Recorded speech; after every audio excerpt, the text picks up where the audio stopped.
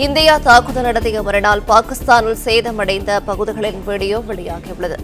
பாகிஸ்தான் ஆக்கிரமிப்பு காஷ்மீரில் உள்ள முசாஃபராபாத்தில் உள்ள லஷ்கர்-இ-தொய்பா இயங்கு தளத்தை குறிவைத்து இந்தியா ட்ரோன் தாக்குதல் நடத்தியுள்ளது. கூடுதல் விவரங்களை தருகிறார் செய்தியாளர் ராஜகுமரன். வணக்கம், விவரங்களை சொல்லலாம். நேற்றைய தினம் அதிகாலையிலே இந்தியா ஒரு 25 நிமிட தாக்குதலை பாகிஸ்தானில் இருக்கக்கூடிய முக்கியமான லஷ்கர்-இ-தொய்பா உள்ளிட்ட முஜாஹிதீன்கள் செயல்படக்கூடிய இடங்களை குறிவைத்து நடத்தியிருந்தது. அந்த தாக்குதலில் பல்வேறு யுக்திகளை இந்திய ராணுவம் பயன்படுத்தி இருந்தது.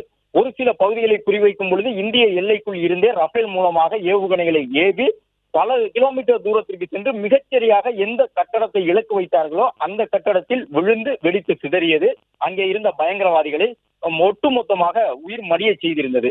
ஒரு சில நேரத்தில் அந்த பகுதிக்கு உள்ளாக சென்று தற்கொலை படை ட்ரோன் என்று சொல்லக்கூடிய விதமாக ட்ரோன்கள் மூலமாக தாக்குதல் நடத்தப்பட்டிருந்தது.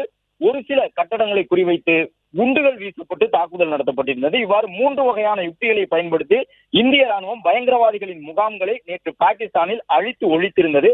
இந்த நிலையில்தான் இந்தியாவின் தாக்குதலில் அந்த கட்டடங்கள் உடைந்து அவையெல்லாம் சிதைந்து கிடக்கக்கூடிய காட்சிகள் தற்போது வெளியாகி இருக்கின்றன. குறிப்பாக தீவிரவாதிகளுடைய சொர்க்காபுரியாக இருக்கும் ஆக்கிரமிப்பு காஷ்மீரினுடைய முசாஃபராபாத் பகுதியில் இருக்கக்கூடிய சவாய் அல்லா கேம்ப் என்கின்ற இடத்திலே இந்தியா நடத்தியிருந்த ட்ரோன் தாக்குதல் மூலமாக லஷ்கர்-இ-தொய்பாவினுடைய கட்டடங்கள் உடைந்து சிதைந்து கிடக்கக்கூடிய அந்த காட்சிகளை தற்போது பார்க்கின்றோம்.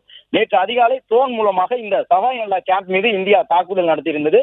இந்தியாவிற்கு மட்டுமல்ல, உலகளாவிய மிகப்பெரிய பயங்கரவாத அமைப்பு லஷ்கர்-இ-தொய்பா அந்த அமைப்பினுடைய மிக முக்கியமான தளமாக இருந்த அந்த குறிப்பிட்ட கட்டடத்தை இலக்கு வைத்து நம்முடைய ட்ரோன்கள் எந்த அளவு தாக்கி அழித்திருக்கின்றன என்பதற்கான ஆதாரமாக தற்பொழுது இந்த காட்சிகள் வெளியாகி இருக்கின்றன. அந்த பகுதியில் இருக்கக்கூடிய குடியிருப்பு மக்கள் சுற்றி நிற்கக்கூடிய காட்சிகளை பார்க்கின்றோம். பாகிஸ்தான் நாட்டினுடைய காவல்துறையும் ராணுவத்துறையும் அங்கு நிற்கக்கூடிய காட்சிகளை பார்க்கின்றோம். மேலும் சீருடை இல்லாமல் ஒரு சிலர் துப்பாக்கிகளோடு நிற்கின்றார்கள். அவர்களும் அந்த தீவிரவாத இயக்கத்தை சார்ந்த பயங்கரவாதிகள் என்பதற்கான அந்த காட்சிகளையும் பார்த்து கொண்டிருக்கின்றோம். இந்த கட்டடத்தை பொறுத்தவரை லஷ்கர்-இ-தொய்பா தீவிரவாத பயிற்சி வழங்கக்கூடிய தளமாக பயன்படுத்தி இருக்கின்றார்கள். அந்த இடத்தில் தான் இந்த தாக்குதல் நடத்தப்பட்டிருக்கின்றது. லஷ்கர்-இ-தொய்பாவினுடைய இயங்கு தளம் என்று இதை குறிப்பிட்டிருக்கின்றார்கள். இந்த பகுதிக்கு தான் புதிதாக பாகிஸ்தான் பகுதியில் இருக்கக்கூடிய இளைஞர்களை அழைத்து வந்து இங்கே வைத்து மூளைச்சலவை செய்து அவர்களுக்கு தீவிரவாத தாக்குதல் நடத்துவதற்கான பயிற்சியை கொடுத்திருக்கின்றார்கள். அது மட்டுமல்லாமல் ஒரு சில பாடங்களும் அவர்களுக்கு கற்றுத்தரப்பட்டிருக்கின்றன. அவற்றை வைத்துதான் இந்த முசாஃபராபாத்தில் இருந்து அதிகப்படியானோர் காஷ்மீருக்குள் ஊடுருவி பலவிதமான தேச விரோத சம்பவங்களில் ஈடுபட்டிருக்கின்றார்கள். ராணுவ வீரர்களை தாக்கியிருக்கின்றார்கள், பொதுமக்களை தாக்கியிருக்கின்றார்கள். அது போன்ற பல பயங்கரவாத செயல்களில் ஈடுபட்டவர்களுடைய இயங்குதளம் தான் இந்த லஷ்கர்-இ-தொய்பா. அவர்கள் பயன்படுத்திய அந்த குடிநீர் குடுவை உள்ளிட்டவற்றையெல்லாம் நாம் பார்த்து கொண்டிருக்கின்றோம். கிட்டத்தட்ட ஒரு வீடு போன்றே முழு அமைப்பில் அதை பயன்படுத்தி இருக்கின்றார்கள் என்பதை பார்க்கின்றோம். அந்த அளவு இளைஞர்கள் அதிகப்படியானோர் அங்கு அழைத்து வரப்பட்டு அவர்களுக்கு அந்த தீவிரவாத பயிற்சியை கொடுத்திருக்கின்றார்கள். வெளியிலிருந்து பார்க்கும் பொழுது ஏதோ ஒரு பள்ளிக்கூடம் போன்று இருக்கக்கூடிய அந்த காட்சியை பார்க்கின்றோம். ஆனால் அது பள்ளிக்கூடம் அல்ல. இந்தியாவிற்கு எதிராக மூளைச்சலவை செய்து இந்தியா எதிர்ப்பு என்கின்ற ஒன்றை மட்டுமே வாழ்நாள் லட்சியமாக அவர்களுக்குள் விதைத்து இந்தியாவிற்குள் தாக்குதல் நடத்துவதற்கான பாடப்பயிற்சி எடுக்கக்கூடிய அதைத்தான் பப்ளிக் ஸ்கூல் என்று குறிப்பிட்டு ஒரு வெளியிலிருந்து பார்ப்பவர்களுக்கு அது ஒரு கல்விக்கூடம் என்பதை போன்ற காட்சியை ஏற்படுத்தி இருக்கின்றார்கள். நேற்று இந்தியா தன்னுடைய உளவுத்துறை மூலமாக இந்த தகவலை தெரிந்து கொண்டு பாகிஸ்தானிலே எந்தெந்த இடத்திலெல்லாம், குறிப்பாக முசாஃபராபாத் பகுதியிலே எங்கெல்லாம் இது போன்ற பயிற்சி என்பதை கண்டறிந்து இந்த தாக்குதலை நடத்தி இருக்கின்றார்கள். அது மட்டுமல்லாமல் தற்போது நம்முடைய ராணுவம் தரப்பிலிருந்து பல்வேறு தகவல்கள் வெளியாகி இருந்தன. குறிப்பாக இந்த பயிற்சி மையத்திற்கு இளைஞர்களை அழைத்து வருவதற்காக சுவரொட்டிகள் எல்லாம் ஒட்டப்பட்டிருந்ததாக சொல்லுகின்றார்கள். ராணுவத்தை பொறுத்தவரை உளவுத்துறை வழங்கியிருந்த தகவல் அடிப்படையில் தான் இந்த தாக்குதலை நடத்தியிருந்தார்கள்.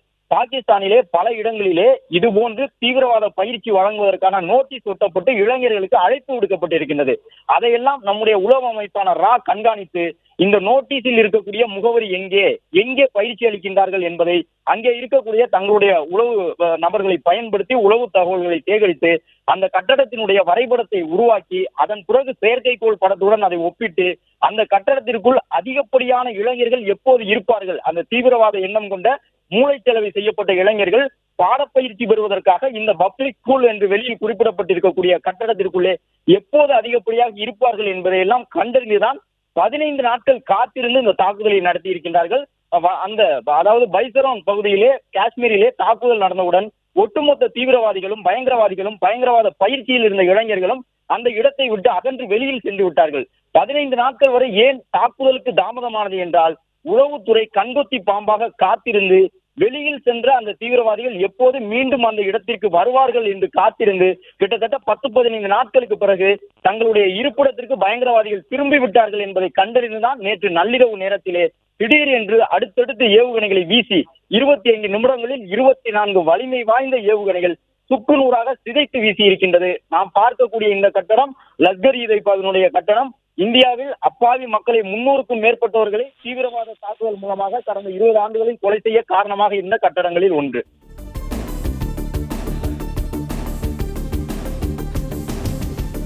பிளே ஸ்டோர் மற்றும் ஆப் ஸ்டோரில் இருந்து பாலிமர் செயலியை QR கோடு மூலம் பதிவிறக்கம் செய்யுங்கள். செய்திகளை உடனுக்குடன் பெறுங்கள்.